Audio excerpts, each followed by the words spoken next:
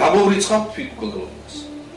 ესე იგი, მივდივართ იქამდე, რომ ეს მოხდა შეასრულეს, ასე ვთქვათ, ეს დავალება იმ ხალხის მეშვეობით, ვინც უშუალოდ იყო ესე პირველი წრე. ავთო მარგიერმა ერთ საუბრის დროს თავის ახლობლად თქვა, რომ მე გადაუხადე $50,000 შენ გამსახურდეს გულობაში. სროლის ხამ წამომაგდო ლოგინიდან. წამოწოლილები ვიყავით, მე და ბაჭუკი. სროლის ხმაზე წამოვხდით. ჩვენ ამ მოწმეებისგან მოსმენილი გვაქვს ძალიან ბევრი არადამაჯერებელი და სრულიად არაადეკვატური განცხადებები და ჩვენ გვაქვს სრული საფუძველი რომ ეჭვი შევიტანოთ მათ ნამდვილობაში.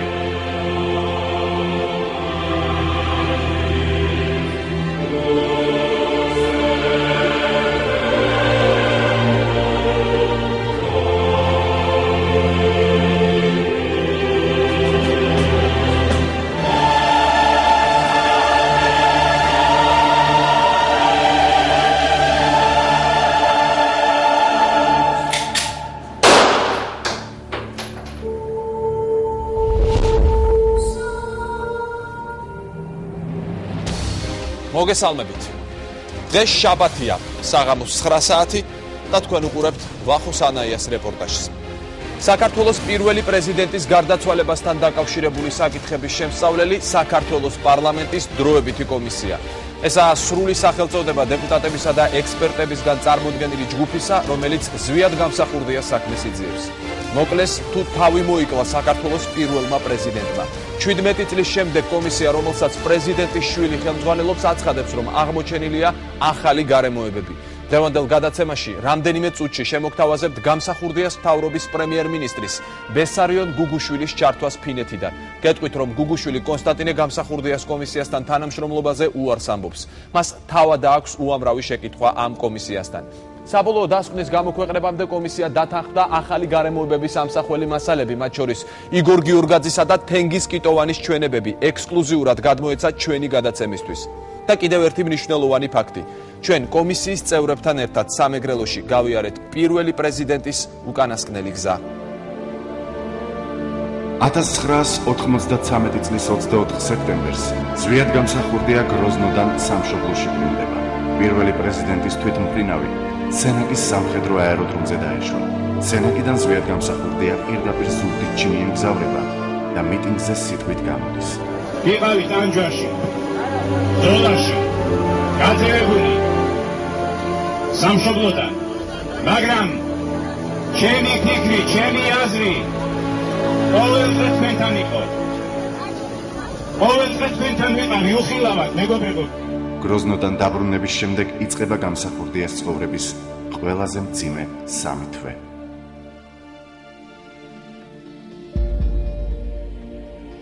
ზუგდიდში ჩატარებული ამ მიტინგიდან ერთ თვეში პირველი პრეზიდენტის წინააღმდეგ ბრძოლაში ედუარდ შევარდნაძის დაქვემდებარებაში მყოფ ფორმირებებთან ერთად ადმირალ ბალტინის ფლოტი და რუსული დესანტი ჩაერთო.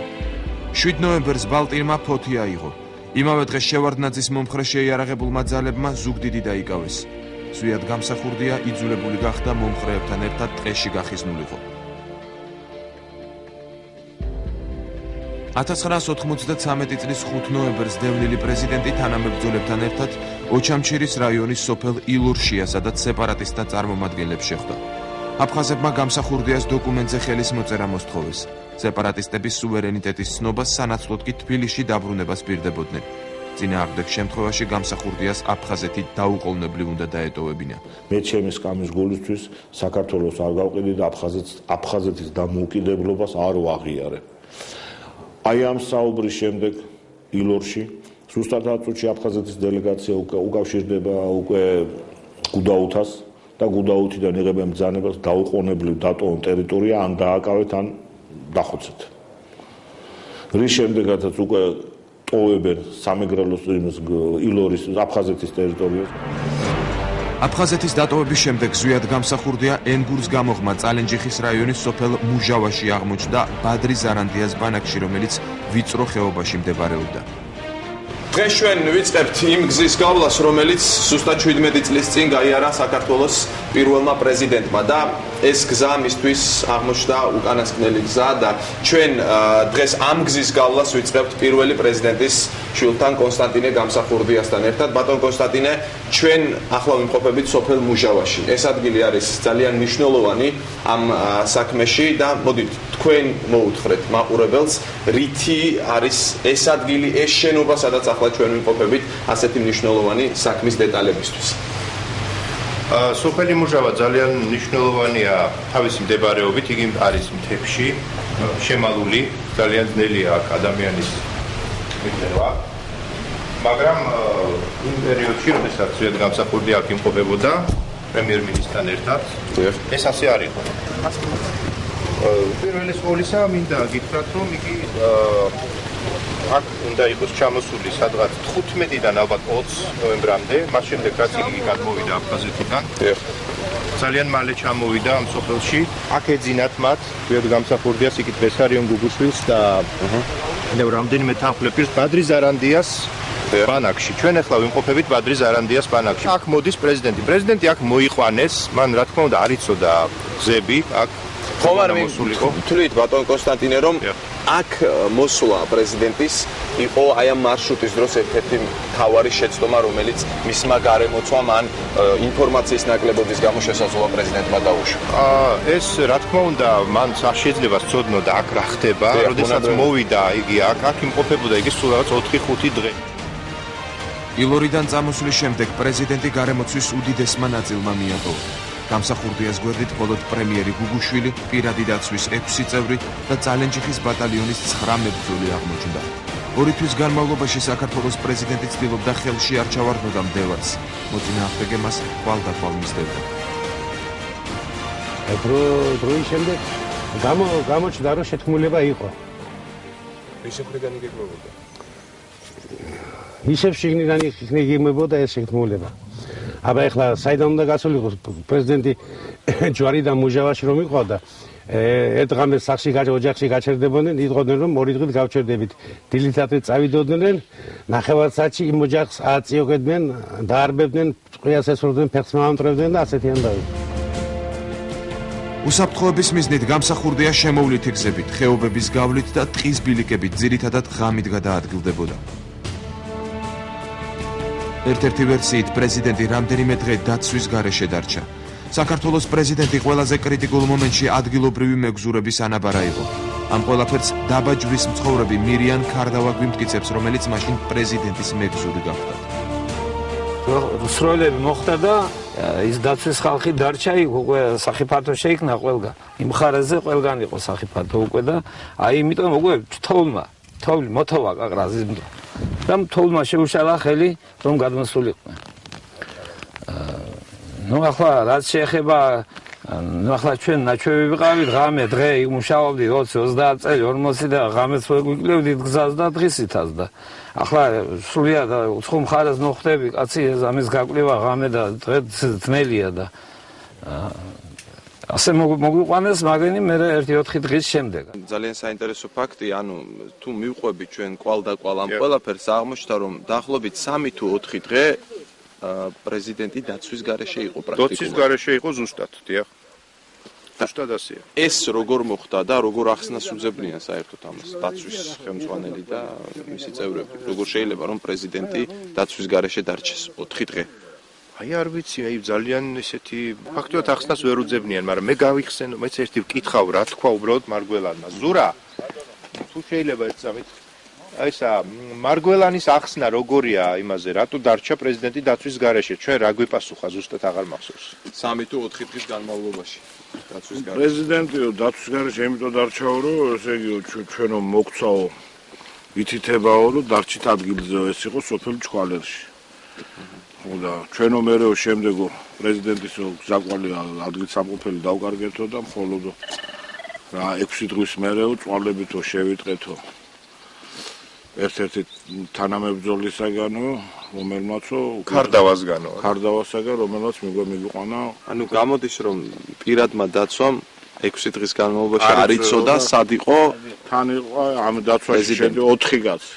დაცვის გარეშე არ იყო. უბრალოდ მე ვიყავი ჩამოშორებული და რამოდენიმე დაცვის ბიჭი. ეს ზაზა ბურჯანაძე, ზოვიზო მარგოლანი, ვაჟა ჯინჭარაული, ირაკლი გოგაძე. ვიყავით ჩამოშორებული. და პრეზიდენტს ახდა ბაჩო გიგვანცელაძე, გოჩა კეკენაძე და დანარჩენი ახალი დაცვის ბიჭები ყავდა იქ ადგილობრივი ბიჭები. რატომ დატოვა გამსახურდიამ სოფელი მუჟავა, რომელიც უსაფრთხო ადგილას მდებარეობდა? ზვიად გამსახურდიას გარდაცვალების საკითხების შემსწავლელი დროებითი საპარლამენტო კომისიის ცნობით ზარანდიას ბანაკში მისულ საქართველოს პრეზიდენტს ულტიმატუმი წაუყენეს. მათ შესთავაზეს გადაყვანა ჯერ პირველი ვერტფრენის მიცემის, სასომხეთისა და აზერბაიჯანში გადასვლის, ამ პოლიციაში ჩაბარებას. ეს განახორციელა კომენდანტურის რამდენიმე წევრმა, რომელიც ჩვენთვის უკვე ცნობილია, რომელსაც უკვე წაუყენა ულტიმატუმი. ყოველივე ამის შემდეგ პრეზიდენტმა გაითვალისწინა ყველა მოსალოდნელი საფრთხე და დატოვა მუჟავას ბანაკი. რაც უფრო ხშირად იცვლის ზვიად გამსახურდია ადგილ სამყოფელს, თანდათან მით მეტად მცირდება მისი თანხმლები პირების რაოდენობა. მოხდა ისე, რომ 1993 წლის დეკემბრის დასაწყისში პრეზიდენტს შემოაკლდა პირადი დაცვის ორი წევრი, ვაჟა ჭინჭარაული და ირაკლი გოგაძე. ისინი 17 წელია დღემდე უგზო უკლოდ დაკარგულად მიიჩნევიან. მაგრამ სამეგრელოში კომისიის წევრებთან ერთად ყოფნისას ჩვენთვის მოულოდნელად აღმოაჩინეთ ადამიანები, რომლებმაც დაცვის დაკარგული წევრების სავარაუდო საფლავები მიგვასწავლეს. თარიღები და ფაქტები ერთმანეთს ემთხვევა, მაგრამ ეს ყველაფერი მაინც ექსპერტულ დაზუსტებას მოითხოვს. მუჟავიდან წამოსვლის დროს ზვიად გამსახურდიამ ინფორმაცია მიიღო, რომ ზარანდია შევარდნაძის ძალოვანს გენერალ გია გულუას საიდუმლოდ შეხვდა. კომისიამ მოგვაწოდა ბადრი ზარანდიას პირადი დღიურები. ეს დღიურები ზარანდიას მკვლელობამდე რამდენიმე თვით ადრე დაიწერა. მუჟავაში ყოფნის პერიოდში მთაში ჩემს შესახვედრად ამოვიდა გენერალი გია გულუა. ჩემს გასაგონად თქვა, რომ ლოთი მგონი ფახულანში უნდა იყოსო. მაგრამ ჩემთვის ცნობილი იყო, რომ ლოთი იქ არ იყო და ისიც ცნობილი იყო, თუ რისთვის ამოვიდა გულუა. გენერალ გულუას აინტერესებდა, მე თუ ვეტყოდი რამეს პრეზიდენტის შესახებ, მაგრამ პრეზიდენტის შესახებ მასთან ლაპარაკი არ ვქონია. დღიურებში ბადრი ზარანდია მისი ოჯახის წინააღმდეგ მუქარაზე წერს. ჩანაწერების მიხედვით ზარანდიას მეუღლისა და მცირეწლოვანი შვილის ლიკვიდაციით დაემუქრნენ, თუ ის ზვიად გამსახურდიას წინააღმდეგ შეთქმულებაში არ მიიღებდა მონაწილეობას. ზარანდია იგორ გიორგაძის სპეცრაზმ ალფას დაჯგუფების უფროსის მოადგილეს ბასიაშვილს შეხვდა, რომელმაც შემდეგი განუცხადა. პრეზიდენტის მკვლელი აუცილებლად ზვიადისტი უნდა ყოფილიყო. პრეზიდენტის განადგურების შემდეგ სხეულს წაიღებდნენ კახეთის რეგიონში, რითაც კვალი უნდა მოესპოთ. მე მეძლეოდა მილიონი ამერიკული დოლარი. გვარის არ შეიძლება ყველა მახსოვდეს გვარებით, მაგრამ ბასიაშვილი გვარის საერთოდ არ შევხვედრია. ახლა მოგახსენებთ კიდევ გია ბასიაშვილმა ძალიან ისე თქვათ არათავაზიანად მიიღო ეს ჩემი წაგზავნილი, როდესაც ის ესაუბრა მასთან. ესე იგი ეს პიროვნება არსებობს. გია არსებობს, გია ბასიაშვილი ნამდვილად. არა, მოც რომ მე მსახურობდი იგორ გიორგაძესთან, არა, აქამდე არ მივიდა საქმე, იცით, ჩვენ გვინდოდა გვეკითხა, თქვენ ალფაში იყავით, არ იყავით. არა, მან თქვა ასეთი რამ. მე ეს ამბები მაქვს დავიწყებულიო და მინდაო ერთხელ და სამუდამოდ დავიწყო. ბადრი ზარანდიას შესახებ ერთ ფაქტს ხაზს უსვამს ზვიად გამსახურდიას დაცვის უფროსი რობინზონ მარგველანიც. მდევრები პრეზიდენტ ზვიად გამსახურდიასთან ამ კრიტიკულ მომენტში ძალიან ახლოს ყოფილან. ფაქტი იყო ასეთი, ბრმის ოჯახში ვიყავით და ბადრი ზარანდია მოვიდა იქ, მოიყვალა ორი პოლიციის თანამშრომელი ზუგდიდის, ქალაქ ზუგდიდის. და მე ვთხარი, ეს რატომ მოიყვანენ ესენი მეთქი შემდეგ. ესო ძმები არიან. და იმ საღამოს ისინი ხო წავიდნენ და პრეზიდენტი შესთავაზა ზარანდიამ, რომ ან სასომხეთის, ან აზერბაიჯანის საზღვრამდე გაგაცილება. მე ვთხარი, იცი სადა სასომხეთი და აზერბაიჯანი, როგორ არაო, აბა რაფერი გაგვაცილებ იქამდე, ვერტალიოტი თუ სასომხეთი და აზერბაიჯანს ერთხელ ზივს დავაღწიეთ თავი და ეხლა კიდევ იქ გვაბრუნებ მეთქი. და გაუშვი ახლა ის ზარანდია წავიდა და ჩვენც ავიბარგეთ და ღამის 12 საათზე დავტოვეთ ის ოჯახი და წამოვედით იქიდან. არ შეიძლებოდა იქ გაჩერება და გამთენიისას 5 საათზე მიადგნენ ტანკებით და ბეტერებით და როგორც მე ინფორმაცია მივიღეთ 13 წლის ბიჭი დაუჭრიათ. აი ეს იყო ფაქტი, თუ როგორ ახლოს მოგდევდნენ.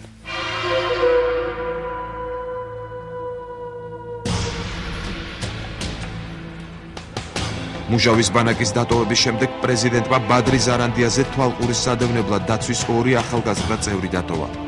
ამის შემდეგ ვაჟა ჭინჭარაული და ირაკლი გოგაძე უბრძოლ დაიკარგნენ.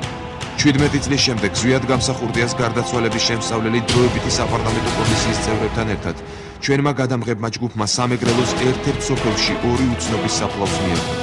ამ სოფლის სახელს ჩვენ შეგნებულად არ ვასახელებთ. ასევე არ გაჩვენებთ იმ ადამიანთა სახეებს, რომლებმაც ეს ადგილი მიგვასწავლეს. არსებობს ვარაუდი, რომ ეს საფლავები სწორედ გამსახურდიას დაცვის წევრებს ეკუთვნით, მაგრამ ეს საბოლოოდ ექსპერტიზამ უნდა დაადგინოს. ანუ გვაჩვენეთ ზუსტად ადგილი რომელი იყო? ხო, საჭიროდ რეგლი. აი აქ ხო? აი ეს ადგილი. ხო, ამაშია. მეზობლები. არა, პოლიცია მოგცათ უფლება რომ გაგიმართოს. კი, ეხლა ეს არისო ადამიანია, მაინც ეს არის და ხო, ქრისტიანები არიან და პატარა ყო. არ გამოიძიეს არა ისა ვინ არიან მათი ვინაობა? მე მაგბერეში პატარა რო ვიღავი. 5 გააკეთეს და 2 ყუთი იყო და 1 ყუთი. არა, 1 ყუთი. 1 ყუთი და ორივე 1 ყუთში ჩაასვენეს. აი ამ ადგილას მოხდა სწორედ ირაკლი გოგაძის და ვაჟა ჭინჭარაულის ლიკვიდირება ძალოვნების მიერ. აქ იყო სახლი, ეს იყო სპარაცელების სახლი, აი და ჩვენს ტელემაყურებელს ვაჩვენოთ. ამ სპეცოპერაციის შედეგად სახლი განადგურებულია. პრაქტიკულად არაფერი არ არის დარჩენილი. არაფერი არ არის დარჩენილი. ამის შემდეგ ესე იგი განადგურებული იქნა ჩვენი ინფორმაციით 2 პიროვნება და მაღალი ალბათობით ესენი არიან სწორედ ვაჟა ჭინჭარაული და ირაკლი გოგაძე და ისინი დამარხეს აქ შორი ახლოს. დია ისიც გადაიღე, აი ის იქ 2 ნატყვი არის აკაემის. აკაესისა. აკაესი? აკაესისა. არა ვეძა. აკაენ ვარ. აბა გადაიღე. აგერ ექსპერტია, კრიმინალისტია, პროფესიონალია. უმეშხურე აკაესრე. აკაემია, კარგი. კაი და ანტიცები. მაგას ახლა როგორ გამოსული. მაგაზეოლი რა არის? მუჟავის შემდეგ პრეზიდენტი 14 საათი გადაადგილდებოდა. სოფელ ჩქვალერში ჯგუფი მოსასვენებლად გაჩერდა. ამ დროს წალენჯიხის დაჯგუფების მთელმა შემადგენლობამ მეთაურის ზურაბ ბუჩუას გარდა დამსახურდია გაურკვეველი მიზეზების გამო მიატოვა. რამდენიმე დღე გამსახურდიამ წყემსებთან ერთად ცხოვრობდა. პრეზიდენტი 6 დარჩენილ თანხმლებ პირთან ერთად დეკემბრის დასაწყისში სოფელ ლიაში გურამ სამუშიას სახლში მივიდა. ეს დაცვის ბიჭები რაღაცა მე ასე მგონია რომ დაცვა თუ ხარ უნდა იდგე ავტომატით და უნდა დაიცვა ხო? დაიცვა კარებში უნდა და არ უნდა გეძინოს ხო? მაგრამ ასე არ ყოფილა და ასე არ იყო და მე ვიყავი თითქმის დაცვა. თანდათან ეს ხალხი მშორდებოდა გზაში. აბსოლუტურად ვინც უნდა ყოფილიყო ჩვენ გვერდში. ვინამაც ყველაფერს თავი გაანებე მეგრული იცოდა. აბსოლუტურად ვინამაც ყველაფერს თავი გაანებე რო გზა იცოდა. ყველა ეს ხალხი გარბოდა ხალხო რა. თქვენ ეს არ წარმოგიგენიათ და არ იცით უბრალოდ რა. და ამ დროს ყველას აქ თითო აგური ზვიადის რომ მდგომარეობამდე ყოფილიყო და ჩავარდნილიყო დადებული და ყველა იშვარ ჩვენსკენ ხელს. აბსოლუტურად განტევების ვაცივი უნდა გახდეს თორა ჩვენ. დეკემბრის შუა რიცხვებში შევარდნაძის მთავრობის კონტრდაზვერვის ხელმძღვანელისა და გამსახურდიას მთავრობის პრემიერის, ასევე დაცვის წევრების ნაწილის მტკიცებით პრეზიდენტი ფსიქოლოგიურად გატყდა. ჯანმრთელობა კი გაურთულდა, მაგრამ აქაც ურთიერთ გამომრიცხავ მონათხრობს ვაწყდებით. ჩვენ მივიღეთ ოპერატიული ინფორმაცია, რომ ის ამოტყობებდა. ბატონი ზვიადი რაღაც მუცელს იტკიებდა, აღარ ჭამდა. ეს ადამიანი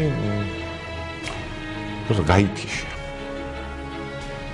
ესე იგი აღარ კონტაქტობს, აღარ გელაპარაკება. საჭმელს არ ჭამდა ბოლო 10-12 დღე და წყალს კი სვამდა და შარზე თუ ჯგებოდა. გავიარეთ დაახლოებით 8 კილომეტრი. დღეს ჩაის პლანტაციების, განცუდი გზების სუფრაზე დაჟდა ხეთ ჟამა. არ მიიღება საჭირო ასევე ირიცხება პრეზიდენტის ავადმყოფობა იმით, რომ მან ენგურიც კი ფეხით გადმოცურა, ყელამდე იყო წყალში, რის შემდეგაც გაწურა ტანსაცმელი გამოიცვალა და სუფრაზე შეუდგა თამადობას. ამაზე არაერთი თვითონ ოჯახის პატრონის იძახის და იქ დამსწრე ხალხის. სოფელი ჯიხაშკარი ზვიად გამსახურდიას მომდევნო ადგილსამყოფელი. ამ სოფელში ყველაფერი კიდევ უფრო ბუნდოვანი ხდება. აქედან იწყება ურთიერთგამომრიცხავი ჩვენებების ახალი წყება. ერთი მარტივი მაგალითი აქვე შემიძლია შემოგთავაზოთ. ჯიხაშკარში მასპინძელი ჯონსონ კვარაცხელია ამბობს, რომ ზვიად გამსახურდია მისი ეზოდან ეგრეთ წოდებული უშანკა ქუდით გავიდა. პირადი დაცვის უფროსის რობინზონ მარგველანის ჩვენებით გამსახურდიას სვანური ქუდი ეხურა და ეს ქუდი მან თავად გადმოგვცა დღევანდელი გადაცემისთვის. ძველ ხიბულაში სახლის პატრონი კარლო ღურწკაია ახსენებს ჩეჩნურ ფაფახს. მსგავსი ურთიერთგამომრიცხავი ჩვენება საქმეში სხვაც ბევრი მოიპოვება.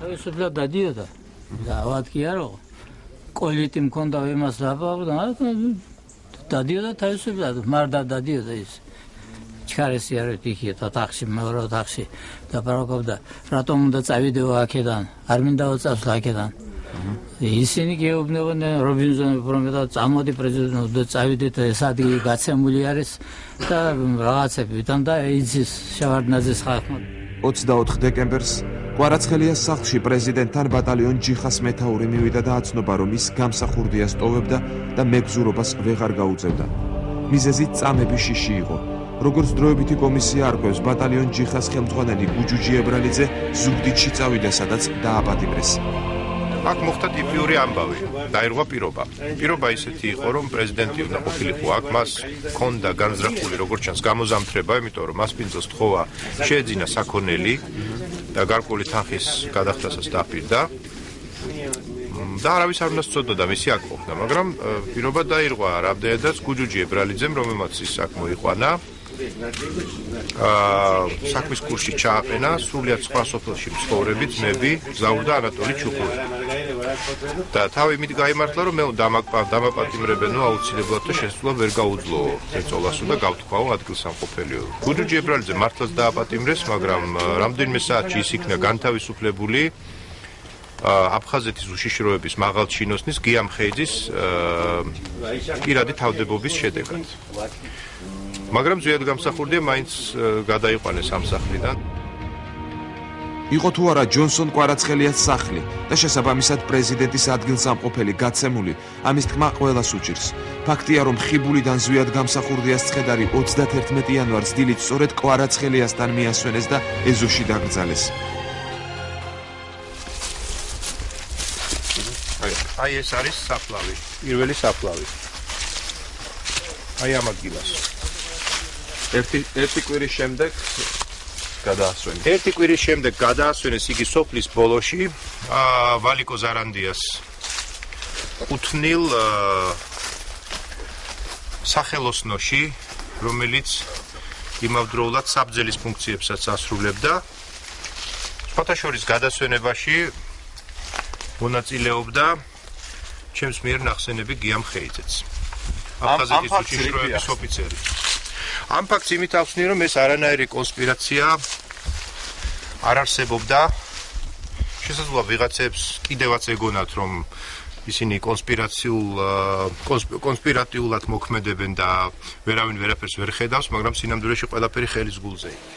არ იქნება მართალი, თუ ჩვენ ესე ჩამოვაყალიბებთ, რომ შევარდნაძე თათფირზე ან სადღაცაც წერილობით ან ზეპირად გასაბრძანება მოკალით ზვიად გამსახურდია.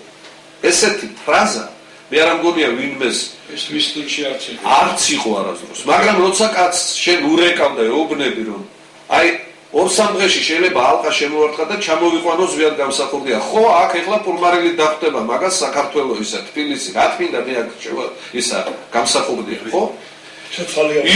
იუმორით, ღიმილით, ან სერიოზულობით, როცა ამას 3-ჯერ 4-ჯერ გაეგონებ, ხო? ნუ უნდა იყო ამ იდიოტი გამორიცხულია, ხო, რომ ვერ მიხვდე, რას გეუბნება კაცი, ხო? კვირაიასთვის. და გია გულოასთვის. აი რაც მე მიკვირდა თავიდანვე. მე ვიცი ვინა ვარო, მე მარჯვენა ხელი ვარო ჩვენი პრეზიდენტისო და ზვიად გამსახურდიასიო და მე არ ვიცი რას ვიზამო მის გულისთვისაც. გადატრიალების მერე რომ ნახე ის ხო და ეს მიკვირდა შეიძლება მათთვის ეს იყო პრესტიჟის ამბავი, ესე იგი ზვიად გამსახურდიას წინააღმდეგ მუშაობა ესე აქტიურად რომ დაემკვიდრებიათ თავისი პოზიციები გაემყარებიან და ისეთი ენთუზიაზმი იყო მათში, ისეთი ჩვენ გვგრძნობდით ამას მოძრაობებში.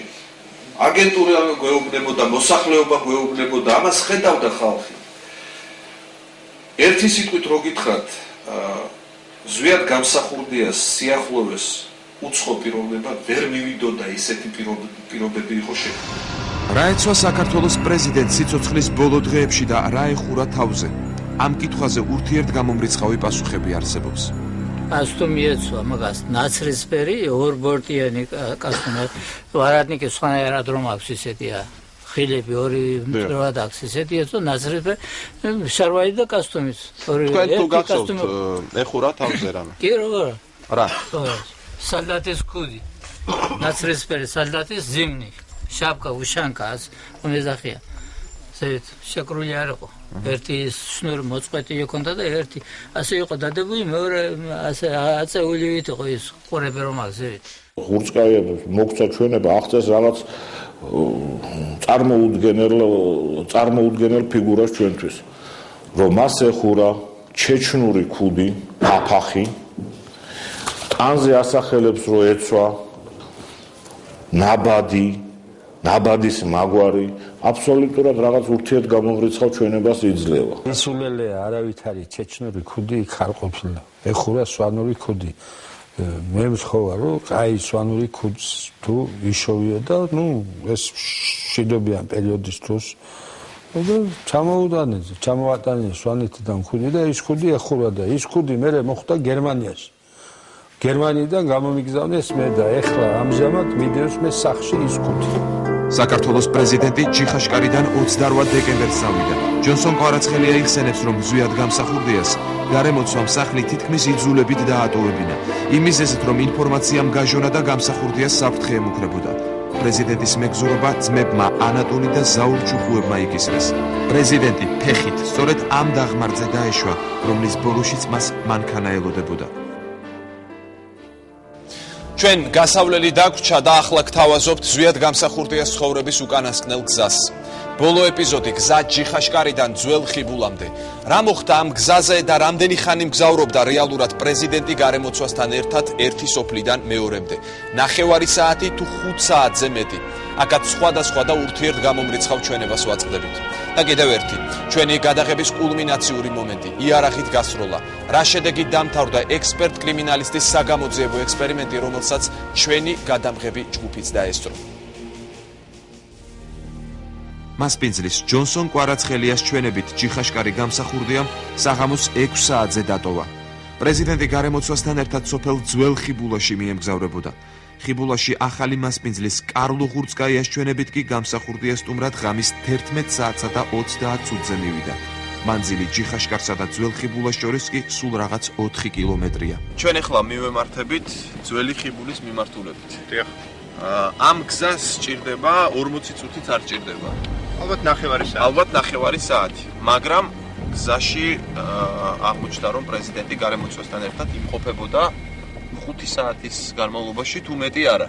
ასე გამოდის თუ ვერწმუნებით იმ ჩვენებებს, რომელიც ჩვენს ხელთაა და რომელიც მიცემულია იგივე მთავარი პროკურატურისთვის.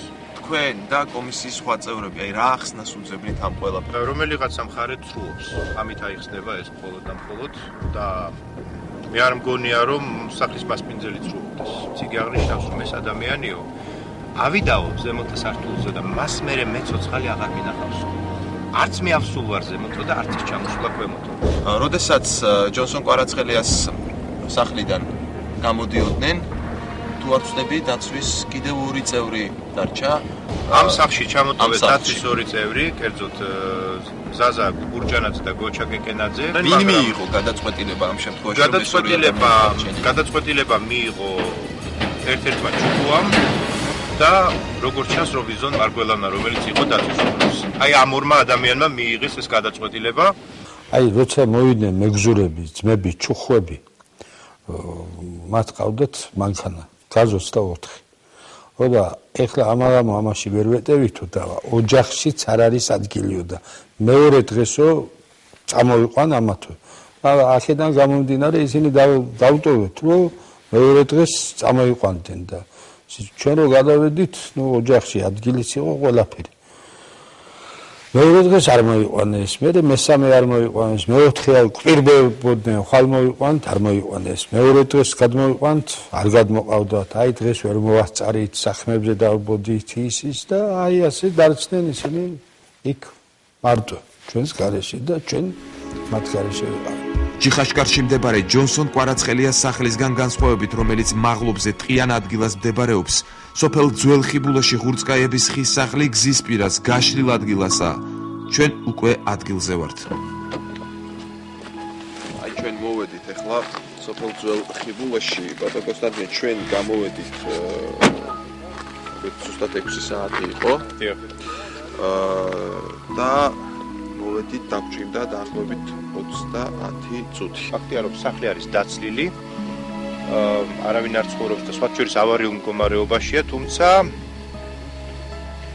ჩვენ შევიდეთ ამ სახლში და ვნახოთ თუ რამეს გაგვანდობს ეს იდუმალებით მოცული სახლი.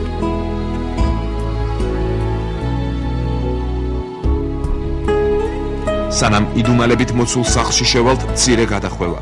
17 წლის წინანდელ ამბებს მისი მთავარი მონაწილე პირები იხსენებენ. ჩვენ როცა საუბრობდით, ახლა წამოწელილი ვიყავით და საუბრობდით. და პრეზიდენტმა გითხრა, ამაღამ დაისვენეთ კარგად, ხვალ დიდი გზა გველის ადგილი უნდა გამოვიცვალოთ. და ჩვენც გავჩუმდით და რამოდენიმე ხანი გავიდა და აი სროლის ხმაზე წამოვხდით. მე რაც ვნახე თავიდან ბოლომდე, დღესაც ვიმეორებ და ახლაც ვიმეორებ, იგი იყო კლასიკური თვითმკვლელობა. მე რაც ვნახე, რასაც შევხედე. ხო, მაგრამ მე მაგ კომისიაზე ახლა ლაპარაკი 9 კაცი როძი ხარ შებედნიერო. 2 კაცი იმნაირი მაინც ჩასვი ამ 9 კაცში, რომ რაღაც პროცენტით მაინც რო უშვებდეს თვითმკვლელობას. თან დაარქვი ზვიად გამსახურდიას გარემოებათა რათა შემსწავლელი კომისია. იქანა უნდა იყოს ერთი მხარეს და მეორეც, ხო? მეორე მხარე არ არსებობს იქან. არ არსებობს საერთოდ მეორე მხარე. ეს არ იყო მაგის პირველი შემთხვევა. მაგას ხიზლარში გადასახლებული რო იყო, იქაც ხონდა თვითმკვლელობის ცდელობა. ეს ვიცინე ცოტა გამსახურდიიდან მისი ბიჭიდან. და არც მაგი არა, მეორე მესამე ქონდა თბილისში, კიდო. თბილისში საათი. თავის კოლხურ კოშკში. რა იცი? მისი ოჯახიდან ალაპარაკები. რა ვიცი და, მაგრამ ამას ვინ ამიჯერებს? ახლა არავინ არ დამიჯერებს. ვისაც უნდა დაიჯერებს, ვისაც არ უნდა, აუ ეგ ცოტას უბერავს და რაღაცებს ამატებს.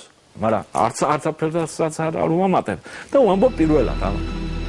ის ადამიანები კი, რომლებიც ზვიად გამსახურდიას მოწინააღმდეგეები იყვნენ, 17 წლის შემდეგ აცხადებენ, რომ პრეზიდენტი მოკლეს, მაგრამ აქაც არსებობს განსხვავებული ჩვენებები. ავთო მარგერმა ერთ საუბრის დროს თავის ახლობლად თქვა, რომ მე გადაუხადე $50,000 ზვიად გამსახურდიას გრუპაში. ფსიქიატრიაში ხარში ჯობია გავსინჯოთ ეგ. თენგიზი. ფსიქიატრიაში გაისინჯოს და მე შეიძლება ვთქვათ, იმიტომ რომ ამისთანა გაფრენა მე არ მომისმენი. რის $50,000 გადამხდელი ვიყავი, რატომ უნდა გადამეხადა? როდესაც ზვიად გამსახურდია ყველაზე მეც მაფასებდა მე. ზვიად გამსახურდიამ მე 1%-ით აღარ მეპარება უკვე მოიკლათა. და იმ მდგომარეობამ და მიიყვანა ცხოვრებამ, თანამებრძოლებმა, ყველა მოღალატა.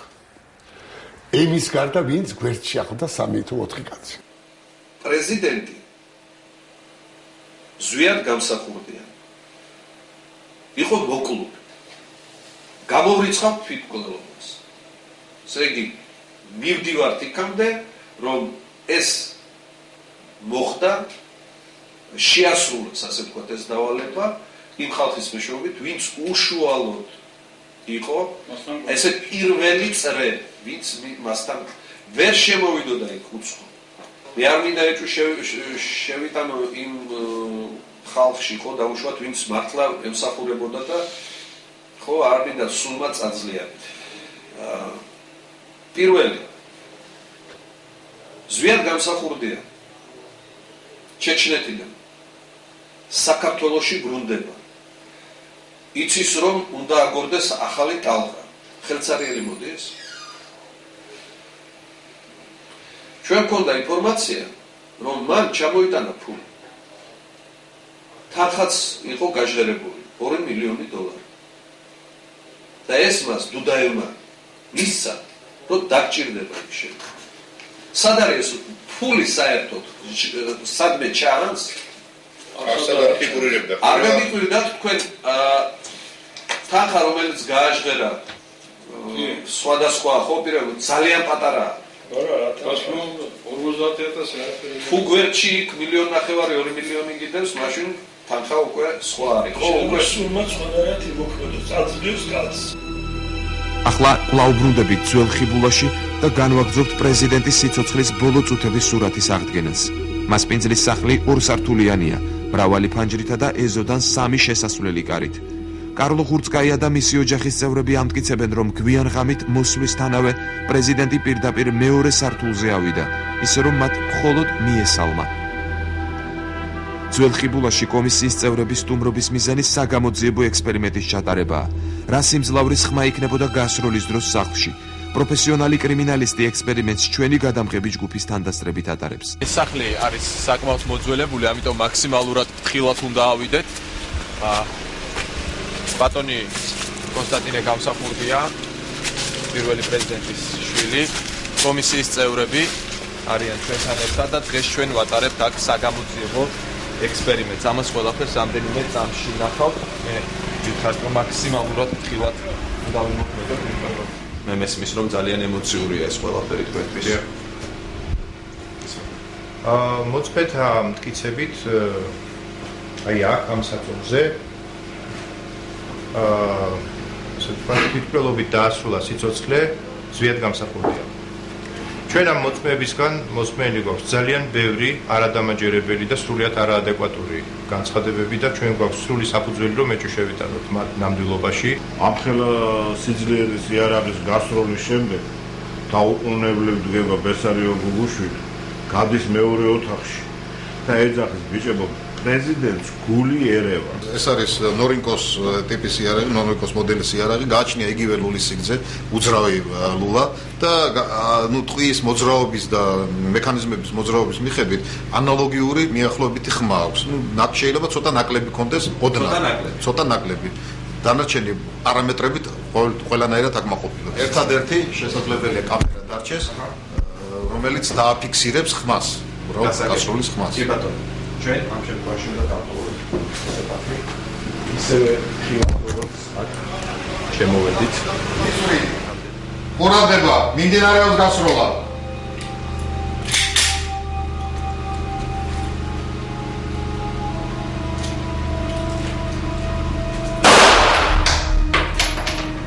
ამის შემდეგ კომისიას აინტერესებს, გაიგებდნენ თუ არა გასროლას მეზობლები. ჩვენ მეზობელ სახლში გადავინაცვლებთ. 17 წლის წინ აქ ხის სახლი იდგა. ახლა ახალი რკინა-ბეტონის სახლია. ფანჯრები და კარები დახურულია.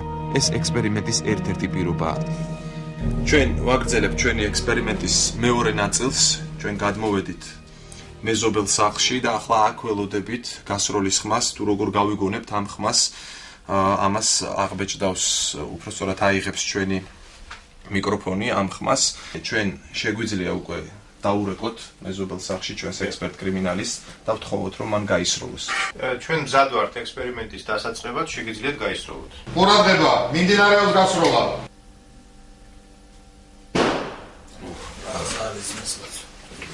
რა სიტყვით, ბატონ კონსტანტინე? ხმა იყო საკმაოდ მჭახე და შეუძლებელია რომ ეს ხმა გამოეპაროს თუნდაც ქართულ დიასახლის, რომელიც ფუსფუსებდა ამ სამზარეულოში ამჟამად. ზვიად გამსახურდიას სიკვდილის შემდეგ ბევრი ისეთი ადამიანი გარდაიცვალა ან მოკლეს, რომელთაც შესაძლოა მნიშვნელოვანი ჩვენებები მიეცათ. გენერალი გია გულუა მოკლეს 1994 წელს ორ თანამშრომელთან ერთად. ზურაბ შონია მეცახელად პუშკინა ბადრი ზარანდიას მოადგილე მოკლეს 1994 წელს. ბადრი ზარანდია მოკლეს 2003 წელს ზუგდიდში, კაფეში. გუჯუჯი ებრალიძე ბატალიონ ჩიხას მეთაური.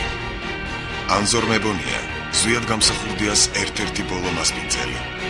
ვალიკო ზარანდია ადამიანი, რომლის ოჯახშიც მიასვენეს პირველი პრეზიდენტი. ლუდმილა აფშილავა ზვიად გამსახურდიას ბოლო მასპინძელი. ახლა კი რუკაზე გაჩვენებთ ზვიად გამსახურდიას მარშრუტს გროზნოდან საქართველოში დაბრუნების შემდეგ. თქვენ ხედავთ ბოლო რამდენიმე კვირის გადაადგილებას. ამ რუკაზე კარგად ჩანს თუ როგორ მოძრაობდა პრეზიდენტი გარემოცვასთან ერთად. ის იძულებული იყო ხშირად შეეცვალა ადგილსამყოფელი და ხანდახან უკვე გავლილ ადგილებში თავიდან უწევდა გადაადგილება. ეს გამოწვეული იყო იმით, რომ მოწინააღმდეგეები გამსახურდიას მთელ სამეგრელოში ეძებდნენ. და ახლა კი ჩვენი გადაცემის პირველი სტუმარია კონსტანტინე გამსახურდია, პირველი პრეზიდენტის შვილი და დროებითი საპარლამენტო კომისიის ხელმძღვანელი. მოგესალმებით ბატონ კონსტანტინე, დიდი მადლობა გადაცემაში სტუმრობისთვის. მოგესალმებით ბატონო. ჩვენ სამეგრელოშიც ერთად ვიმყოფებოდით, თქვენი კომისიის წევრები და ჩვენი გადამღები ჯგუფი და იქაც რაღაც ახალ გარემოებებს ჰქონდა ადგილი, ბევრი ახალი ინფორმაცია მიიღეთ პირადად კომისიის წევრებმა დღეს ამ ეტაპზე, კომისიის მუშაობის ამ ეტაპზე. გამოიკვეთა თუ არა რაიმე ესეთი კონტურები, რომელიც გაფიქრებინებთ, რომ ეს იყო კვლელობა, ან ეს იყო თვითკვლელობა. მე მინდა დავიწყო ჩემი საუბარი როსტოვის დასკვნით, რომელიც ჩვენ მოვიპოვეთ 2010 წლის თებერვალში ჩვენ ვიმყოფებოდით. მე გულისხმობ კომისიის დელეგაციას მოსკოვში და მოვიპოვეთ ეს დასკვნა. მე მინდა პირდაპირ წაგიკითხოთ ამონარიდი ამ დასკვნიდან. დიახ. თავის კალაზე აღმოჩენილი ცეცხლსასროლი იარაღით მიყენებული ჭრილობა შესაძლებელია მიყენებული იყოს ახლო მანძილიდან გასროლით ჭვარტლის გავრცელების ფარგლებში. არ არის გამორიცხული მიბჯენასთან მიახლოებული მდგომარეობა, რაზედაც მეტყველებს ახლო მანძილიდან გასროლის ფაქტორები, კერძოდ შემავალი ხვრელის მიდამოებში და მის ნაპირებზე სურმის, იგივე სტიბიუმის არსებობა. ჩვენ გვაქვს ასევე ექიმი დავით ჯალაღონიას ჩვენება, რომელმაც ინახულა ზვიად გამსახურდია, რამდენიმე დღის გარდაცვლილი, ინახულა ცხედარი, გულისხმობ.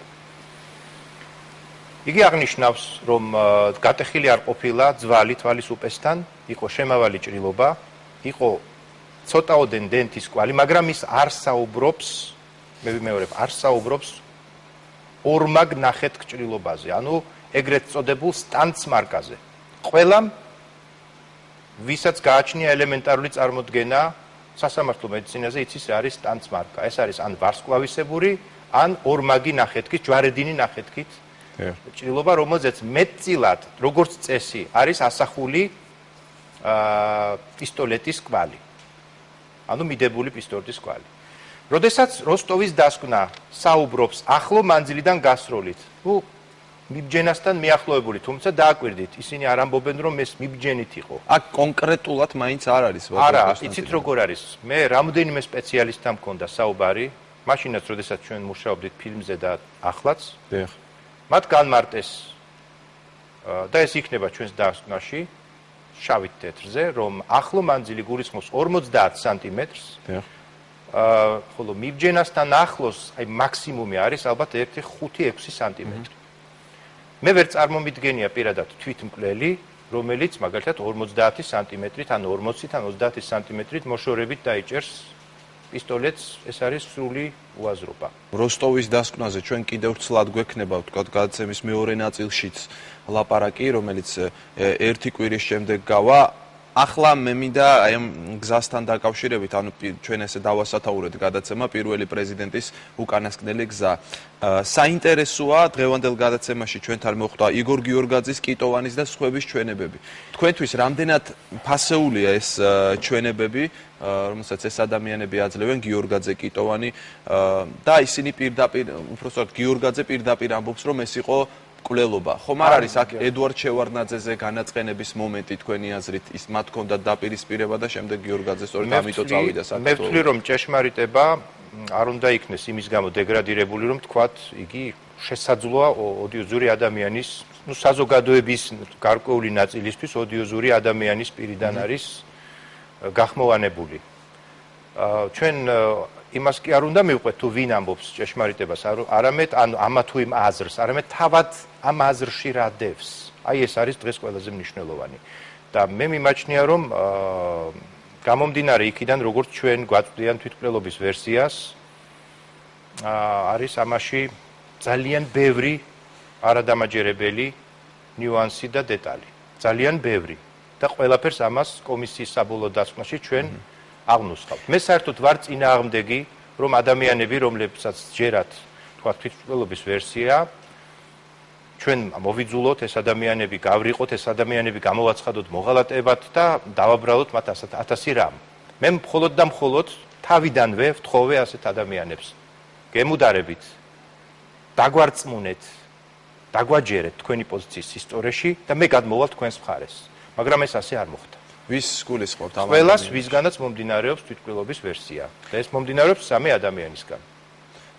რომლებსაც თავისი თვალით ეს არ უნახავთ, მათ გაიგონეს ხმა, გაეღვიძათ და მათი ლოგიკა არის დაახლოებით ასეთი. აბა სხვა რა უნდა ყოფილიყო? ერთ-ერთი მე როგორც ხვდები ჩვენი გადაცემის სტუმარი ბესარიონ გუგუშვილიც არის და მაზეც საუბრობ. დიახ, ვინაიდან იგი გასულია საქართველოს სამართლებრივი სივრციდან, საქართველოს პარლამენტმა კერძოდ წერილს ხელი მოვაწერე მე, კომისიის თავმჯდომარემ და ვიცე-სპიკერმა ბატონმა მიხეილ მაჭავარიანმა მივმართეთ ფინეთის გენერალურ პროკურორს ბატონ მატი კუსიმაკის. და ვთხოვეთ, რომ ის შეკითხვები დაუსვან თვითონ ბატონ ბესარიონს. რომელიც მისთვის უნდა დაესვა კომისიას. ბატონი ბესარიონი იქნება ჩვენი სტუმარი, ჩვენ დაუსვავთ მას შეკითხვებს, მაგრამ მანამდე ბატონ კონსტანტინე, აი ბესარიონ გუგუშვილმა ერთ-ერთ თავის ინტერვიუში, საგაზეთო ინტერვიუში თქვა ასეთი რამ, რომ კომისიაში უკვე არიან ის ადამიანები, რომლებიც უკვე ამტკიცებენ, რომ ეს იყო მკვლელობა და მათ შინაგანად უკვე შეერათ, რომ ეს არის მკვლელობა და ეს ხომ არ შეუშლისო ხელს ობიექტურობის დადგენას. ეს იმის ბრალია, რომ ადამიანებმა, რომლებმაც გაავრცელეს თვითმკვლელობის ვერსია, არადარმაჯერებლად წარმოადგინეს ეს ვერსია. არის კომისიაში რომელიმე წევრი, რომელიც თქვა თვითმკვლელობის ვერსიას უფრო ემხრობა ვიდრე მკვლელობის. ნამდვილად განიხილებოდა თვითმკვლელობის ვერსიაც. მე მინდა გითხოთ ედვარდ შევარდნაძესთან დაკავშირებით კომისიამ ვერ მოახერხა მისი დაკითხვა, ეს საკითხი როგორ იდგა, მან განაცხადა უარი თუ რა პრობლემები შეგექმნათ ამის შესახებ რომ მოუთხროთ მაყურებელს. პრობლემები ჩვენგან არ ყოფილა არანაირი, ჩვენ ყოველთვის მზად ვიყავით და ახლაც მზად ვართ შესახვედრად მასთან. რასაკვირველია ფორმატს ჩვენ გავსაზღვრავთ აქ. ჩვენ არ შეგვიძლია რომ ვიღაცამ ჩვენ განგვისაზღვროს რა ფორმატში უნდა მოხდეს ეს. შევარდნაძე რა ფორმატი აძლევდა ხელს თუ საიდუმლო არ არის? ალბათ უფრო შინაურული და ჩვენ ასეთ მოწვევებს ვერ მივიღებთ, ესე იგი, აქ უნდა იყოს საქმიანი ფორმატი ჩემის აზრით და მაგრამ ჩვენ ვიტოვებთ იმედს, რომ ეს პრობლემა მოგვარებადია. გასაგებია და ჩემი ბოლო შეკითხვა, როდის იქნება საბოლოო დასკვნა და თქვენ რას ფიქრობთ ამ ეტაპზე, ამ კომისიამ ეს კომისია შეძლებს გასცეს პასუხი კითხვას, ეს იყო მკვლელობა თუ თვითმკვლელობა? ნამდვილად შევძლებთ გასცეთ პასუხი და პასუხი იქნება მეცნიერული. და როდისთვის უნდა ელოდოს საზოგადოება საბოლოო დასკვნას? საზოგადოება საბოლოო დასკვნას სავარაუდოდ უნდა ელოდოს ამ წლის ბოლოს, ან იქითა წლის თებერვლის დასაწყისში. ირადად ჩემი პოზიცია, რაც შეეხება ზვიადგამსახურდიას მკვლელობას თუ თვითმკვლელობას, მე ასე მოგახსენებთ. მე ასე ვფიქრობდი რამდენიმე წლის წინაც, ასე ვფიქრობ ახლაც, მას თავი არ მოუკლავს, მან თავი შეაკლა. აი ეს არის ჩემი პოზიცია. ბატონ კონსტანტინე, ძალიან დიდი მადლობა იმისთვის, რომ იყავით ჩვენი გადაცემის სტუმარი. მე შეგახსენებთ, კონსტანტინე გამსახურდია პირველი პრეზიდენტის შვილი და დროებითი კომისიის ხელმძღვანელი იყო ჩვენი გადაცემის პირველი სტუმარი. და ახლა კი გთავაზობთ პირდაპირ ჩართვას ფინეთიდან. ჩვენი სტუმრები არიან ზვიადგამსახურდიას ხელისუფლების პრემიერ-მინისტრი ბესარიონ გუგუშვილი და ემიგრაციული მთავრობისა და მთავრობის პრეზიდიუმის წევრი იოსებ ხუდუშაური. ბატონებო, მოგესალმებით, ძალიან დიდი მადლობა იმისთვის, რომ მონაწილეობთ ჩვენს გადაცემაში. გამარჯობთ. თავდაპირველად შეკითხვები მექნება ბატონ ბესარიონთან. ბატონ ბესარიონ, თქვენთვის ცნობილია, რომ დროებითმა საპარლამენტო კომისიამ ჩაატარა საგამოძიებო ექსპერიმენტი სოფელ ძველ ხიბულაში, საუბარია გასროლის ეპიზოდზე. რას ფიქრობთ ამ ექსპერიმენტზე, რომელიც ამ სოფელში ჩატარდა იმ ოთახში, ძველი ხიბულის სახლის, ხურწყაიების სახლის ოთახში? ეს ეგრეთ წოდებული კომისია მძვინვარეთ არაპროფესიულია. მარტო ის რა დღისო კოკო გამსახურდიამ და კომისიის სხვა წევრებმა მხოლოდ ეხლა ხანს რობიზონ მარგველანთან გასაუბრების დროს გაიგეს თურმე რომ იმაში რა ქვია სტეჩკინში მაკაროვის ტყვიები მიდის. ეს ისიც რაც ვნახე მე ხა ტელევიზორში ვნახე აი ანონსში ისა ისიც არაპროფესიულად იყო ჩატარებული ცარელა ოთახში ისა რა ქვია რაცა დიდი რეზონანსია საც ავეჯი არ არის ნორმალურად საც არ არის თეთრეული და ასე შემდეგ ლულა იყო მიმართული ჰაერისკენ რო ხმამეტი ყოფილიყო არაპროფესიონალიზმი აქვს მეტი არაფერი რა უნდა ვთქვა მეტი ესე ყველაფერი მიმართული იქითკენ რომ რამენაირად რაღაც შედეგები მიიღო რომ ხალხი მოატყუონ კიდე ერთხელ ანუ თქვენთვის აბსოლუტურად არაფრის თქმელი იყო ის ექსპერიმენტი რაც ამ კომისიამ ჩაატარა მე მაგ მეორე შეკითხვა ეს ეხება სოფელ ჯიხაშკარს და კონკრეტულად ჯონსონ კვარაცხელიას ჩვენებას საკითხი დგას ასე რომელ საათზე გავიდა პრეზიდენტი და მისი გარემოცვა ჯონსონ კვარაცხელიას სახლიდან ამ ეპიზოდს რაც შეეხება 7 ადამიანის მონათხრობია აქედან 6-ის ჩვენება და მონათხრობი ემთხვევა ერთმანეთს, მაგრამ აი ოჯახის მასპინძელი ჯონსონ კვარაცხელი ამბობს, რომ საღამოს 6 საათზე დატოვეთ თქვენ ჯიხაშკარი. მეორე მასპინძელი უკვე ძველ ხიბულაში ამბობს, რომ 11-ის 15 წუთზე ან 12-ის ნახევარზე დაახლოებით ესე მიხვედით მის სახლში. აი 5 საათიანი მონაკვეთია და თქვენი აზრი გვაინტერესებს ამ საკითხზე. რამდენ ხანში დაფარეთ ეს გზა? იყო თუ არა ნამდვილად შუალედი გზაში 5 საათი? აი, მანდ ერთი რამეა მთავარი არის მეთოდი ჩანს აი ამ კომისიის მუშაობის. მეთოდი ჩანს, მაგას აი რუსულად პრიზირკი რო ქვია, გამოკიდება. რამე იქნებ იპოვონ უზუსტო რომ გამოეკიდონ. ეხლა წარმოიდგინეთ თქვენ, ვინც თქვენ მე მგონი იყავით თქვენი გადამღები ჯგუფი იყო იქ კვარაცხელიასთან სახლში. ის სახლი თვითონ ისეთ ადგილას დგას, რომ მთელი სოფელი ხედავს იმ სახლს ეზოს და ჩამოსასვლელ გზას. 6 საათზე, როცა ჯერ კიდე სინათლეა, როცა სოფელში სიცოცხლე დუხს. მოგეხსენებათ 6 საათი სოფელში არის, როცა ყველა სამუშაოს მორჩა, მეზობლებთან გადასვლა, გადმოსვლა, ასე შემდეგ. მაგ დროს ხალხის ყურადღების ძალიან მახვილია ყურადღება. როგორ გამოვიდოდით მაგ დროს ჩვენ აი მთელი იმ პერიოდის განმავლობაში, როდესაც ვიმალებოდით, არც ერთხელ გადასვლა არ გაგვიკეთებია სინათლის პერიოდში.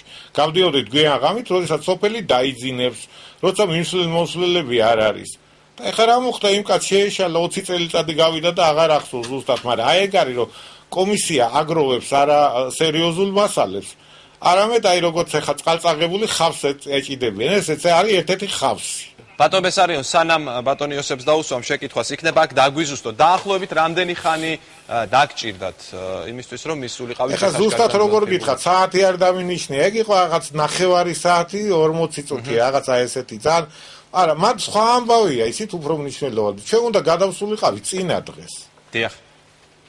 და წინა დღეს ზვიადი არ წამოვიდა, იმიტომ ცუდად ვარ და ვერ ვივლია. მანქანა იშოვეთო, ავტომანქანაო თქო. აი ეს არის მანდ არსებითი. რომ წინა დღეს არ გადავედით და მაინც და მაინც ესე იგი მოითხოვა რომ გინდა თუ არა მანქანა მოიყვანეთო. და დანარჩენი დეტალებია, უფრო მნიშვნელოვანი დეტალი ის არის და ყველა დაადასტურებს ამას. რომ გადასვლა უნდა გაკვეთებინა წინა დღით. და ავანტყოფობის გამო, იმიტომ რომ ვეღარ დადიოდა, მოითხოვა რომ მანქანა მოიყვანეთო. და გზაში ვიყავით ნახევარი საათი, 40 წუთი შეიძლება. არ მგონია. ბატონო ბესარიონ, აი ეს ჯიხაშკარის ეპიზოდი რაღაცნაირად რომ ამოვწუროთ. ჯონსონ კვარაცხელია კიდევ ერთ რაღაცას ამბობს, რომ გამოზამთრებას აპირებდით ჯიხაშკარში და ეს რამდენად შეეფერება სინამდვილეს, ან საიდან შეიძლება ცოდნოდა ჯონსონ კვარაცხელიას პრეზიდენტი და მისი გარემოცვა რომელ ადგილას რამდენ ხანს დარჩებოდა. მე წაკითხული მაქვს ის მეორე აქტისაც ეგ წერია. იქ წერია სიტყვასიტყვით ასეთი რამე, რომ ესე იგი ვითომ ზვიად გამსახურდია აპირებდა არათუ გამოზამთრებლას ჯიხაშკარში. ანუ ბინაში, რომელიც პრინციპში უკვე გაყიდული იყო იგივე კოკოს კომისიის აზრით, იმიტომ რომ გუჯუჯი ებრალიზე უკვე დაჭერილი იყო, ვინც იცოდა რომ იქ ცხოვრობდით. არათუ არავედ მეტიც ესე იგი იქ უწერიათ, რომ თურმე ზვიადი აპირებდა მეორე გაზაფხულზე დაეწყო ომის ახალი ეტაპი. გესმით, კაც რომელსაც 3-4 კაცი ყავდა გარშემო, ესე გიჟი ყოფილა, გიჟი, გადარეული და აპირებდა ჯერეთი იმ ბინაში დარჩენას თვეობით, სადაც რომელიც უკვე პრაქტიკულად გაყიდული იყო. სწორედ მაგიტომ გადავედით, რომ ის ბინა უკვე გამჟღავნებული იყო. თუ გამჟღავნებული არ იქნებოდა, რატო წავიდოდით იმ ბინიდან? და მეორე ის, რომ ესე იგი ეს ადამიანი ესე მდგომარეობაში შავარდნილებს და გარშემო 4-5 კაცი ყავდა. თუმცა ეგ მოგეხსენება, იცით რა ომზეა თან ლაპარაკი? ლაპარაკი იმაზე, რასაც თქვენ ეძახით სამოქალაქო ომს. ძმათა სისხლისღვრელი ომის ხელახლა გაჭაღებას ფიქრობდა ეს კაცი. ის აქ დიდი ბოროტებაა ჩადებული. ის კომისია არის სპეციალურად იმის რომ ზვიად გამსახურდია სახელი გაუტეხო.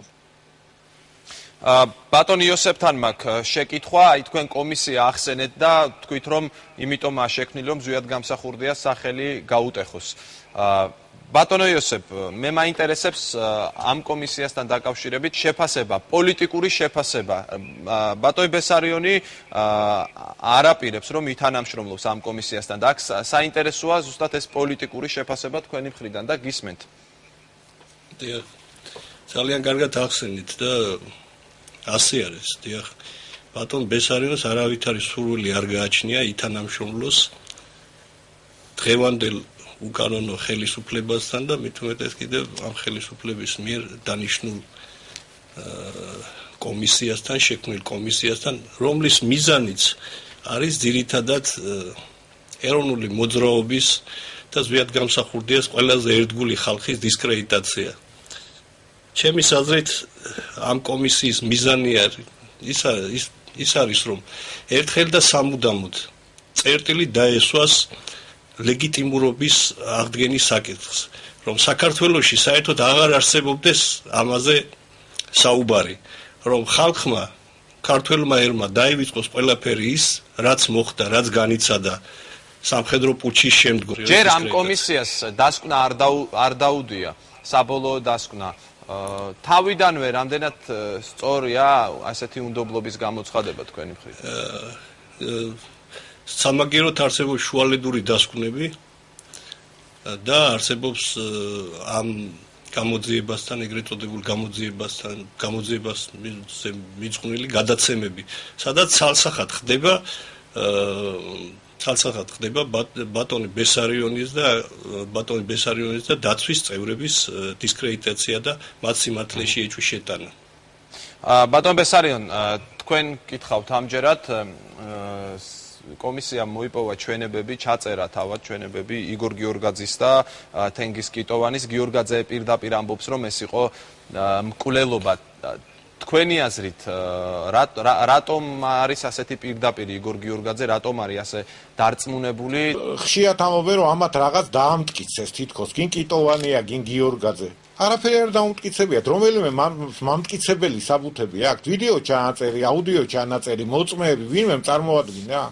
და კიდევ ერთი შეკითხვა, კონსტანტინე გამსახურდიამ ჩვენთან ინტერვიუში განაცხადა, რომ მან მიმართა ფინეთის პროკურატურას, რომ ის შეკითხვები, რაც აქვს ბატონ ბესარიონთან, ფინეთის პროკურატურამ დაუსვას. ამ შემთხვევაში თქვენი პოზიცია როგორია? ფსიქიატრს მიმართოს, ფსიქიატრს. გასაგებია. მიმართოს, ურჩიეთ, ხო? ბატონ ბესარიონ, გადავიდეთ ძველი ხიბულის ეპიზოდზე, ანუ დაუბრუნდეთ რაღაც ამ დეტალებს. ხიბულაში წასვლა როგორ გადაწყდა, ან საერთოდ როგორ წყდებოდა ერთი ადგილიდან მეორე ადგილას გადასვლა და ჩვენ ვიყავით ეს სახლი მდებარეობს ქუჩის პირას, ჯიხაშკარის სახლი შედარებით უსაფრთხო ადგილასაა, ძველი ხიბულის სახლი, ასე ვთქვათ, ქუჩის პირასაა. თქვენ გქონდათ რეალურად არჩევანი თუ აი ესე სპონტანურად გადადიოდით ერთი სახლიდან მეორეში? რა თქმა უნდა და ნიშანდობლივია, რომ არავითარი გეგმა წინასწარ შედგენილი იმ შემთხვევაში თუ ის კოლაფსი მოხდებოდა და ის კატასტროფა, რომელიც ჩვენ ძალებს მოუვიდა სამეგრელოში, ბოლოს გამოიყო არავითარი გეგმა ასეთ პირობებში მოქმედების არ არის. თუმცა მე უზენაეს საბჭოს პრეზიდიუმზე, მთავრობის პრეზიდიუმზე ზუგდიდში რა ვაყენე საკითხი. კი ბატონო, შეეხა კარგად მიდის საქმეები და ველოდებით ხვალზე თბილისში ჩასვლას, მაგრამ რომ მოხდეს კატასტროფა, რას ვახშვებით მეთქი. და გამოიყო არავითარი გეგმა ამ შემთხვევისთვის არ არის. არ არის ბანაკები მთაში, არ არის პარტიზანული მოქმედებისთვის არაფერი შემზადებული. და გამოიყო შემთხვევით აღმოჩნდით ტყეში. ისეთ პირობებში, როცა არავითარი გეგმა სად წავიდეთ, ვისთან შევაფაროთ, ვინ არის სანდო, ვინ არ არის სანდო, არ ვიცოდი. და ესე იგი ეს ასარჩევიათ კი არ იყო, სად წავიდოდით პირიქით, ძალიან დიდი ისჭირდებოდა ძებნა, რომ ვინმე შევეპარებიეთ. ადამიანს იცით რა ხდება და კოკოს და სხვა კიდე ამ კომისიების მთავარი ის რა არის, იცით, აი როგორ ვთქვა, ის საზიზღრობა, რომ ზვიად გამსახურდია, უნდა მაოხრებელ მკვდრად აქციო. იმიტომ რომ ისე გამოვიდა რომ საცა ჩვენ ფეხი მივდგიდა ზვიად გამსახურდიან ფეხი მიდგა ყველა ოჯახი მოისპო აი გინდათ იქ რო იყავით ხიბულაში და რო იღებდი ვერ მეაქციეთ ყურადღება რომ ის სახლი ცარიელია დიახ მივაქციეთ რა თქმა უნდა და რამდენი ეგეთი სახლი დააცარიელდა და კოკოს ისე წარმოადგენს საქმეს რომ ის საცოდავი ხალხი ის პატიოშაი ხალხი ვინ შეგვიფარა რისკი გაწია სიცოცხლის და ოჯახის იმ ხალხს აშავებს გესმის ეს გარეწარი ესა და იმ ხალხს ვინც თავი გაწირა თავისუფლად თვითონ რომ ვირთხასავით იმარელებოდა შვეიცარიაში აი იმ თავგანწირულ ხალხს უოხრებს ოჯახებს ჯერ მაგას აკეთებდა მანანა არჩვაძე და მოუოხრა იმ ხალხს ოჯახები და გადააქცია ზვიადი მაოხრებელ მკვდრად და თავის ოჯახიც მოაოხრა და ეხლა იმის ესტაფეტა აიღო კოკომ კოკო არ ქმნის ზვიადისგან მაოხრებელ მკვდარს ბატონ ბესარიონ და მართლაც დაითვალეთ ესე იგი რამდენი ოჯახი მოოხრდა ის ხალხი ვინც გულღიათ მიიღო აი იმ გაჭირვებაში და მიგვიღო და ზვიადი მიიღო პირველ რიგში მიიღო უპატრონა რისკი გაწია ის ხალხი მოაოხრეს ამ გარეწრებმა ბატონ ბესარიონ თქვენ გსურთ რაღაცის თქმა კიდევ დამატებით მაგრამ მანამდე ერთ შეკითხვას მოვასწრებ კომისია ასევე ამბობს რომ დაცვის გარეშე იყო 6 დღის განმავლობაში ზვიად გამსახურდია დარჩენილი იტყვილებიან ყველაფერს იტყვილებიან დაცვა ჯეთი მაგ კომისიას თუ ოდნავ პროფესიულად მუშაობა შეეძლო პირველ რიგში აი ამ საკითხის სამართლებრივი მხარეები უნდა გაერკვია აი დაცვა რას წარმოადგენდა იურიდიული თვალსაზრისით სამართლებრივი თვალსაზრისით ეს იყო დაცვა თუ უბრალოდ თანამებრძოლები იყვნენ ზვიად გამსახურდიას და მე რას ვქია დაცვის გარეშე დარჩა რა არმიის გარეშე არ დარჩა ტრანსპორტის გარეშე არ დარჩა რადიოს გარეშე არ დარჩა რა რესურსი გააჩნდა მაშინ გინათ ამ დაცვას რო ეძახით ადამიანმა რო იმუშაოს დაცვამ რესურსი გჭირდება თქვენ რო იმუშაოთ გეაცვალეთ გჭირდებათ არხი აგერ ფინეთიდან გადაცემა რადიო აპარატურა და ყველაფერი რა უზრუნველყოფა ქონდა იმ დაცვასთან ჩვენ მთლიანად არავითარი უზრუნველყოფა არ ქონდა და ესეთ ადამიანს რომელსაც რესურსი არ გააჩნია რაღაც მოთხოვნილებებს უყენებ გასაგები რომელსაც არ უხდი გასაგები ბატონ ბესარიონ საზიზღრობაა მთლიანად ეს ყველა ამ საკითხზე ბევრი შეკითხვაა ჩვენი დრო იწურება ამიტომ მე მინდა რომ თქვენ გსურდათ რაღაცის თქმა თქვენ ახლა მთელი საქართველოს გისმენთ და მე გაძლევთ ამ დროს რომ ასე ვთქვათ მაყურებელს მიმართოთ პირდაპირ მე მინდა პირველ რიგში ერთ ორ სიტყვას მევიტყვი და მე ბატონი იოსები გეტყვი ძალიან არსებით იმას მე მინდა იმ ხალხს ვინც შეგვიფარა ჩვენ ვინც გვიპატრონა იგივე გუჯუჯი ებრალიზის ოჯახს ბადრი ზარანდიას ოჯახს ბოდიში მოუხადო რომ ჩვენი შეფარებისთვის ჩვენი პატრონობისთვის ჩვენზე ზრუნვისთვის ოჯახები მოუოხრეს ამ გარეწრებმა მე უხდი ბოდიშს და ყველა სამეგრელოში ვინც შეგვიფარა და ვინც იმის გამო რომ ზვიად გამსახურდია შეიფარა დღემდე აწამებენ და აწვალებენ ეს თახსირები ყველას ბოდიშს გიხდით მე გენაცვალე მაგრამ იცოდეთ რომ ეს ქვეყანა არის სატანის სამეფო და სატანა მეფობს დღეს საქართველოში და სატანა ზეიმობს უნდა მოითვინოთ თქვენ მართლები ხართ და თქვენ შვილებს უთხარით ჩემგან ვისაც ჩემი გჯერათ რომ თქვენ ხართ მართლები და თქვენ ზვიად გამსახურდიასთვის ეროვნული ხელისუფლებისთვის არ გიღალატიათ გუჯუჯი ოჯახი გუჯუჯის ოჯახს ვეუბნები ბადრის ოჯახს ბადრი პატიოსნად გამოცხადა გამსახურდიას ვერ დაგიცავ ჩემი 10 კაცით ვერ დაგიცავ თუ მოვლენ დიდი ძალებით გაეცალე მანდედან გასაგებია აი ესაა ჩემი განცხადება 2-20 სიტყვა 2-20 სიტყვა ბატონ იოსებ და შემდეგ უნდა დავასრულოთ გისმენთ საქართველოში ქართულ ერში ინერგება ისეთი აზრი რომ ბატონი ბესარიონი თითქოს ეწინააღმდეგება რაღაც გამოძიების ჩატარებას და ბატონი ბესარიონი ეწინააღმდეგება უკანონო ხელისუფლების და საერთოდ პუჩისტებისგან დაკომპლექტებულ კომისიისათვის რაღაც ჩვენებების მიცემას როგორც იცით თუ გადავავლებთ ამ კომისიის წევრების შემადგენლობას ნახავთ რომ ესენი იყვნენ დაწინაურებული პიროვნებები და თანამდებობის პირები შევარდნადის ხელისუფლებაში და რამდენად სამართლიანი და არის თქვათ ბატონმა ბესარიონმა ჩააბაროს ანგარიში ამ კომისიას რომელიც ასე ვთქვით დაკომპლექტებული არის პუჩისტებისგან. ახლა კიდევ ერთი მნიშვნელოვანი დოკუმენტი ეს არის ბატონ ბესარიონ გუგუშვილის მიმართ და კანონიერი ხელისუფლების მისამართით 1994 წელს სადაც ის თხოვ სიტყვასიტყვით წაგიკითხავთ შეიქმნა საგანგებო კომისია რომელშიც ჩართული იქნებიან პროფესიონალი იურისტები მედიკოსები და სპეციალისტები, ექსპერტები კომისიამ აუცილებლად უნდა შეაგროვოს და აღნიშნოს მოწმეთა ჩვენებები და ყველა სხვა საინფორმაციო თუ ფაქტობრივი მასალა, რაც ნათელს მოხდეს პრეზიდენტის დაუფლის გარემოებებს. საქართველოს რესპუბლიკის პრემიერ-მინისტრის დევნილობაში ბესარიონ გუგუშვილი 11 მარტი 1994 წელი. ასე რომ ბატონი ბესარიონ გუგუშვილი ვალდებული არის მხოლოდ და მხოლოდ ქართველი ერის წინაშე და კანონიერი ხელისუფლების წინაშე, აგრეთვე საზოგადოების წინაშე და არა პუჩისტებისგან და საერთოდ უკანონო ხელისუფლების მიერ რაღაც მოგონილი მესმის. გასაგებია ბატონო იოსებ კომისიების წინაშე. ძალიან დიდი მადლობა, მინდა გადაგიხადოთ იმისთვის, რომ ჩაგვერთეთ პირდაპირ ეთერში. მე ჩვენს მაყურებლებს შევახსენებ, რომ ჩვენი სტუმრები იყვნენ უпроსტად პირდაპირ ჩართვაში მონაწილეობდნენ ფინეთიდან ბესარიონ გუგუშვილი და იოსებ ღუდუშაური. დიდი მადლობა, უნდა დაგემშვიდობოთ. კარგად. ამ თემის პირველი ნაწილი, რომელსაც ერქვა პირველი პრეზიდენტის უკანასკნელი გზა, დასრულდა.